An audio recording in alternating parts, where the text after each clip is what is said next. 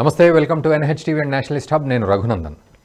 Budget అనగానే ఎన్నో ఆశలు చిగురిస్తూ ఉంటాయి, ముఖ్యంగా మధ్యతరగతి వాళ్ళకి, ఉద్యోగులకు. ఎందుకంటే రేట్లు తగ్గుతాయా, ఏ వేటి మీద రేట్లు తగ్గుతాయి, సో కొంత ఊరట. మరోవైపు అటు ఉద్యోగస్తులు కూడా ట్యాక్స్ ఎగ్జెంప్షన్స్ ఉంటాయి. ఈ మధ్యకాలంలో 10 నుంచి 15 లక్షల సంపాదన ఉన్నవారికి వార్షికంగా యాన్యువల్లీ 10 to 15 lakhs వాళ్ళు సంపాదించే వాళ్ళకి ట్యాక్స్ ఎగ్జెంప్షన్స్ ఉంటాయి అనే ఒక చర్చ జరుగుతుంది, స్పెక్యులేషన్ నడుస్తుంది. సో ఎవరికి వాళ్ళు 10 లక్షలని ఒకళ్ళు, 15 అని ఒకళ్ళు, లేదా అలాగే ఉంటుంది స్లాబ్ అని ఇంకొకళ్ళు, ఇలాంటివన్నీ చర్చ చేసుకుంటూ ఉన్నారు.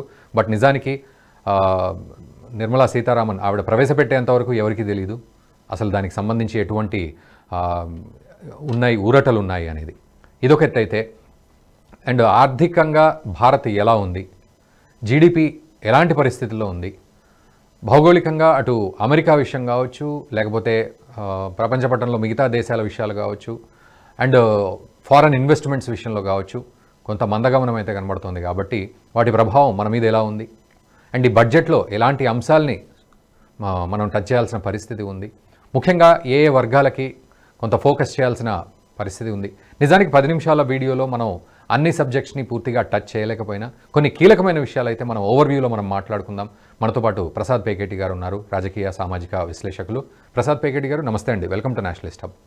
నమస్కారం రఘునందన్ గారు. ప్రసాద్ పేకేటి గారు, సో బడ్జెట్ అనగానే ముందుగా ఇందాక నేను అన్నట్లు అటు ఉద్యోగస్తులు కానీ లేకపోతే మిడిల్ క్లాస్ మెంటాలిటీ కానీ ఎట్లా అంటే రేట్లు తగ్గుతాయి పెరుగుతాయని, తర్వాత ట్యాక్స్ ఎగ్జెంప్షన్స్ అని, ఎంతవరకు స్లాబ్ రేట్స్ ఉన్నాయని, ఇవన్నీ కూడా చూస్తూ ఉంటారు. బట్ నిజానికి సో అలాంటి విషయాల్లో మనం ఎలా ఫోకస్ చేయాలి, అండ్ ముఖ్యంగా మనం ఫోకస్ చేయాల్సిన అంశాలు ఇంకేమేమి ఉన్నాయి. సో నిజానికి నేను అన్నట్టుగా ఈ 10 నిమిషాల వీడియోలో పూర్తిగా మనం మాట్లాడలేకపోయినప్పటికీ కొంత అవగాహనపూర్వకంగా మాట్లాడితే సో ఎలాంటి విషయాల మీద ఇప్పుడు ఫోకస్ ఉంది, ఎలా ఉండబోతోంది అని. సో మొదటిగా నిర్మలా సీతారామన్ గారు 8వ బడ్జెట్ ఆవిడ ప్రెసెంట్ చేయబోతున్నారండి. ఇది ఒకటే, ఇది ఫస్ట్ బిగ్గెస్ట్ రికార్డ్. బహుశా మనకి ఇండియన్ ఫారెన్ మినిస్టర్ ఎవరు అంతలో చేయలేదు.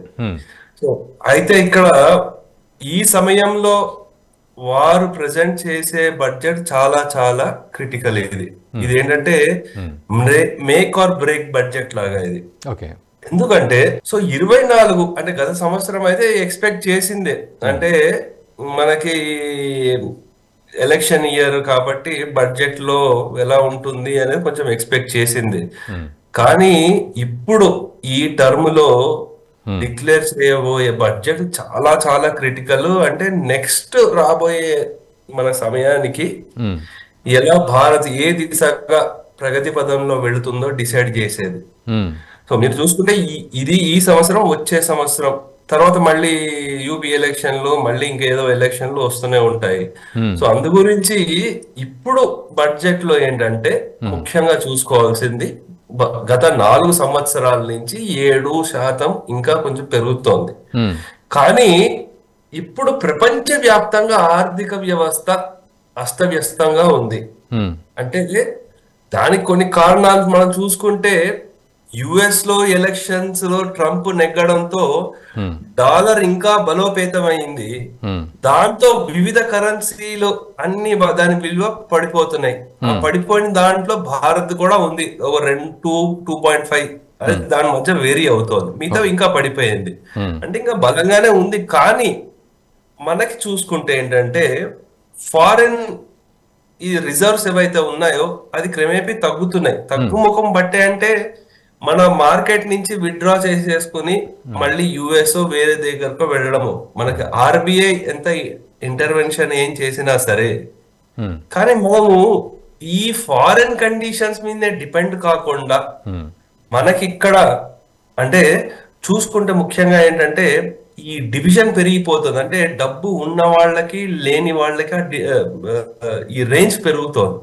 సో అది ఇంకా ఎలా కంట్రోల్ చేయాలి, ఫస్ట్ మనకి ఎక్కువ ఉద్యోగాలు తీసుకొచ్చేది సెమీ స్కిల్డ్ అయినా సరే మనకి మ్యానుఫ్యాక్చరింగ్ సెక్టర్, దాంట్లో నెక్స్ట్ ఇన్ఫ్రాస్ట్రక్చర్, దానికి తోడు మనకి సర్వీసెస్ సెక్టర్ ఉంటుంది. సో వీటిలలో మనం చూసుకుంటే, కానీ ఇంకా అలాగే ఆర్థికంగా కూడా మనకంటే ఫిజికల్ డెఫిసిట్ కానివ్వండి, డెప్ట్ మేనేజ్మెంట్ కానివ్వండి, దాన్ని కూడా టైట్ చేయాలి. అంటే మనకి ఇనిషియల్ వాళ్ళు టార్గెట్ పెట్టుకుంది ఏంటంటే 4.5% అని పెట్టుకున్నారు. అదేమవుతుందంటే మనకి వచ్చే కంట్రీకి రేటింగ్స్ కానివ్వండి, లేకపోతే ఈ స్టెబిలిటీ మీద వస్తుంది, కానీ బారోయింగ్ కాస్ట్, మనం డబ్బులు ఏమైనా తీసుకురావాలన్నా సరే వాళ్ళకి ఇంట్రెస్ట్ రేట్ తగ్గుతుంది. సో అలాగే మనం దేని మీద, ఇన్ఫ్రాస్ట్రక్చర్ మీద డబ్బులు ఖర్చు పెడితే ఏంటంటే జాబ్ జనరేషన్ ఇంకా పెరుగుతుంది, మనకి ఏంటంటే ఇంకా కనెక్టివిటీ పెరుగుతుంది, మనకి ఎక్కడ వెళ్ళాలన్నా సరే, జనాలు రావాలన్నా సరే, మనకి ఒక చిన్న ఎగ్జాంపుల్, మనకి కనెక్టివిటీ పెరిగింది కాబట్టి కుంభమేళాలో గత దానితో పోలిస్తే 2-3 జనాలు రాగలుగుతున్నారు. సో సో అంటే ఈ కనెక్టివిటీ వల్ల ఏంటంటే ఇంకా ఎకానమీ, వాటి స్పెండింగ్ కెపాసిటీ పెరిగి జనాలు ఎక్కువ వచ్చి మళ్ళీ ఇండైరెక్ట్లీగా జాబ్ ప్రమోషన్స్ అవన్నీ చేస్తారు. ఇంకోటి చూసుకోవాల్సింది ఏంటంటే, అది ముఖ్యమైనది, మధ్యతరగతి వాళ్ళు చాలా మంది ఎంప్లాయీస్ ఉంటారు, ఎక్స్పెక్టేషన్స్ చాలా ఉన్నాయి. సో వచ్చారు, 3వ సారి వచ్చారు. గత చెప్పాలంటే మధ్యతరగతి కుటుంబాలు సరే మోదీ గారికి సపోర్ట్ చేస్తున్నప్పటికీ, ఎందుకంటే కరప్షన్ లేదు, సో ఇన్ఫ్రాస్ట్రక్చర్ మీద డెవలప్ చేస్తున్నారు, కానీ కొన్ని వాళ్ళకు కూడా ఎంతో కొంత ఊరట లభిస్తే బాగుంటుంది. కొంతమందికి వచ్చిన ఈ ఎవరికి వాళ్ళు ఎలా చెప్పినా సరే బడ్జెట్ ఎలా ఉంటుంది అనేది అయితే ఎవరు చెప్పలేరు.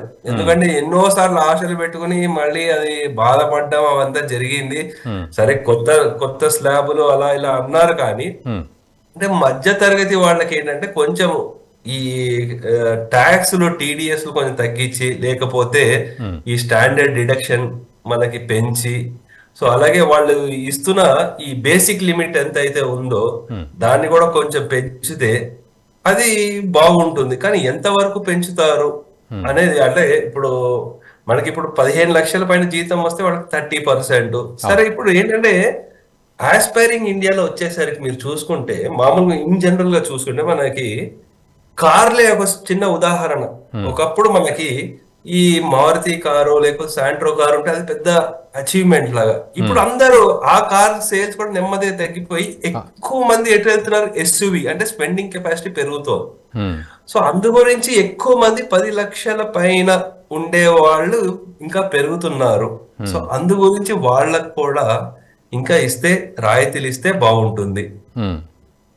ఇంకోటి ఏంటంటే, మనకి ఎప్పుడైనా సరే ఈ చిన్న మధ్య ఈ బిజినెస్ ఉంటాయి, MSME, వాళ్ళకి ఏంటంటే మార్కెట్ బాగాలేనప్పుడు వాళ్ళకి ఫండ్స్ రావడం, క్యాపిటల్స్ రావడం చాలా టైట్ అయిపోతుంది, లోన్స్ రావడం.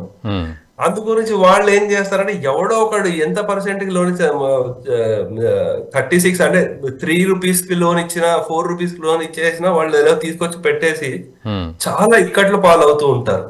వాళ్ళకి కొంచెము ఏదో ఒకటి మనకి కొలాటరల్ లేకుండా వాళ్ళకి ఇంకొంచెం లోన్స్ ఇస్తే వాళ్ళు ఏంటంటే వాళ్ళ బిజినెస్ అభివృద్ధి చెందుతుంది. ఆల్రెడీ వాళ్ళు ముద్రా యోజన ఇటువంటి యోజనల ద్వారా ఇచ్చినప్పటికీ కూడా ఇంకా ఇవి కొంచెము ఇప్పుడు అంటే ఇది వరకు కంటే మన బ్యాంకు వ్యవస్థ చాలా మెరుగుపడింది కాబట్టి మన వాళ్ళకి ఎవరైతే అంటే లోన్లు ఎవరైతే సరైన సమయానికి ఇస్తున్నారో, వాళ్ళకి మంచి క్రెడిట్ హిస్టరీ ఉందో, వాళ్ళకి తక్కువ శాతము ఇంట్రెస్ట్ కి వాళ్ళకి లోన్లు ఇవ్వడము, లేకపోతే గ్యారంటీలు అవన్నీ కొంచెం ఈజీ చేస్తే బాగుంటుంది. కొన్ని ఏరియాల్లో ఏంటంటే ఇప్పుడు కొన్ని డిజిటలైజేషన్ ఉంది, ఆ టెక్నాలజీ. ఇప్పుడు మనం చూసుకుంటే ఇప్పుడు చైనా వాడు ఇంకోటి ఏదో కొత్త ఇన్వెన్షన్ చేశాడు అంటున్నారు. సో అలా మన సైడ్ నుంచి లాస్ట్ మంచి ఇన్వెన్షన్ జరిగింది, లేకపోతే మంచి ప్రోడక్ట్ బయటికి వచ్చింది అంటే UPI.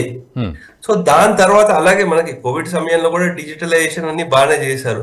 అలా కొన్ని ఇన్వెన్షన్స్ చేసే ప్రోడక్ట్లు లేకపోతే స్టార్ట్అప్లకి ఈజ్ ఆఫ్ డూయింగ్ బిజినెస్, వాటికి ఇంకా కొంచెం రాయితీలు ఇచ్చి వాళ్ళని ఇంకా పెంచితే అదేమన్నా ఒకటి హిట్ అయినా సరే కొన్ని వేల లక్షల ఉద్యోగాలు వాళ్ళు తీసుకురావచ్చు. 100 స్టార్ట్అప్లు స్టార్ట్ చేస్తే అట్లీస్ట్ 2-3 కలిసి వచ్చినా సరే ఎంతో మందికి జీవనోపాధి ఉంటుంది.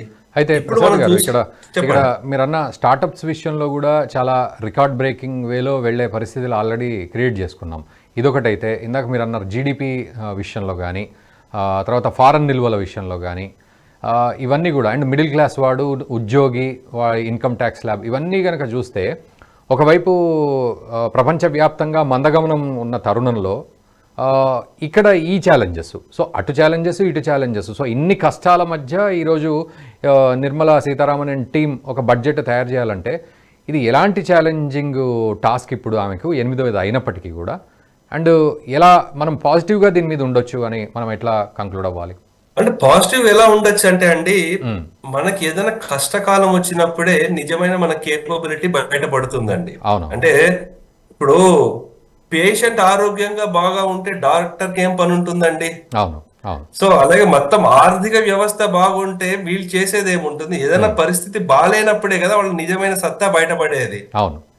సో అందు గురించి మనం చూసుకోవాల్సింది ఏంటంటే, నేను అనుకోవడము వీళ్ళు డెవలప్మెంట్ ఇనిషియేటివ్లు ఎన్నున్నా సరే ఇంకా మన గ్రామ స్థాయిలో తీసుకెళ్లాల్సింది ఎంతైనా ఉంది.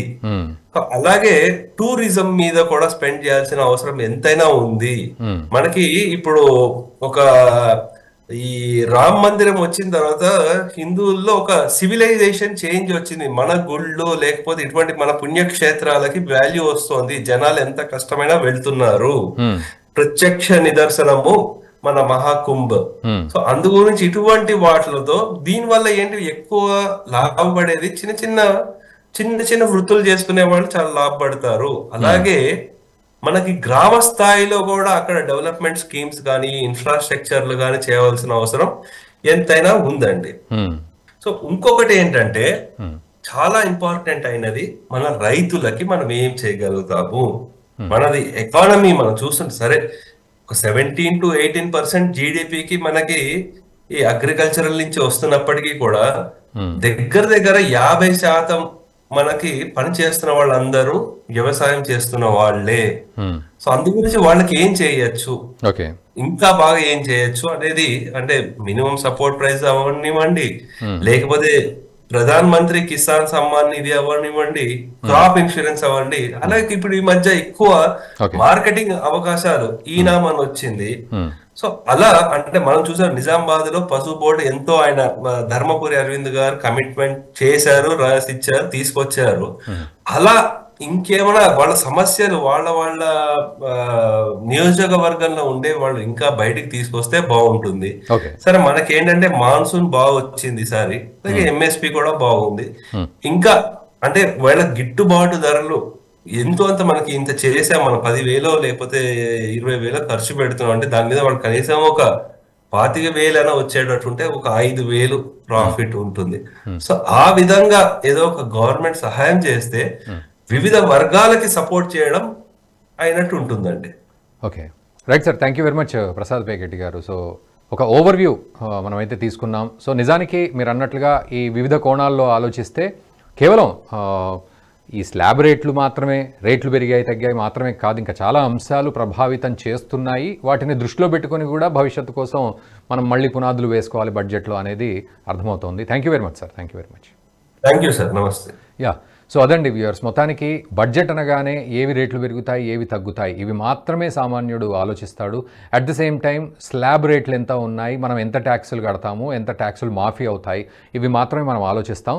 సరే, ఇవి ఆలోచించడం మన పరిధిలోని అంశమైనప్పటికీ ఇంకా చాలా విషయాలు కూడా ఉన్నాయి. ఫారెన్ ఇన్వెస్ట్మెంట్స్ కావచ్చు, లేకపోతే జీడిపి కావచ్చు, లేకపోతే ఫిజికల్ డెఫిసిట్ కావచ్చు, తర్వాత ప్రపంచవ్యాప్తంగా ఉన్న పరిణామాలు కావచ్చు, ఇవన్నీ కూడా దృష్టిలో పెట్టుకొని నిర్మలా సీతారామన్ అండ్ టీమ్ వీటన్నింటినీ కూడా కూలంకషంగా మధించి భవిష్యత్తును నిర్మించుకునే విధంగా, ముఖ్యంగా 2047 వికసిత్ భారత్కి మనం ప్రయాణం చేస్తున్నాం అండ్ 5 ట్రిలియన్ ఎకానమీ ఈ కాన్సెప్ట్స్ తోటి మనం ముందుకు వెళ్తున్నాం కాబట్టి, సో వాటికి తగ్గట్టుగా కొంత మనం ఇబ్బంది పడ్డా కూడా ఒక మంచి ప్రోగ్రెసివ్గా ఉండే విధంగా ఈ బడ్జెట్ తయారీ చేసే ప్రయత్నాలే జరుగుతూ ఉన్నాయి, మనం ఇప్పటివరకు చూస్తూనే ఉన్నాం. సో ఈసారి కూడా మరి ఎలాంటి పద్ధతులు ఉంటాయి, ఎలాంటి అంశాలు ఉంటాయి, ఎవరెవరికి ఊరట కలిగించే అంశాలు ఉంటాయి, దేశానికి అభ్యున్నతికి తోడ్పడే అంశాలు ఏ విధంగా ఉంటాయి, ఇవన్నీ కూడా మీరు కూడా ఒక్కసారి కామెంట్ చేయండి. ఎలాంటి అంశాలు మనం టచ్ చేయాల్సిన పరిస్థితి ఉంది ఈసారి అనేది మీ మిత్రులకు కూడా ఈ వీడియోని షేర్ చేయండి. Thank you very much. ఈ వీడియో మీకు నచ్చినట్టయితే లైక్ చేయండి, 10 మందికి షేర్ చేయండి. అలాగే కామెంట్ల రూపంలో మీ అభిప్రాయాలను మాతో పంచుకోండి. Nationalist hub group of channels ను సబ్స్క్రైబ్ చేసుకుని తెలుగునాట జాతీయవాద జర్నలిజాన్ని ప్రోత్సహించండి. ఈ వీడియో కింద ఉన్న బెల్ ఐకాన్ పై క్లిక్ చేయడం మర్చిపోవద్దు.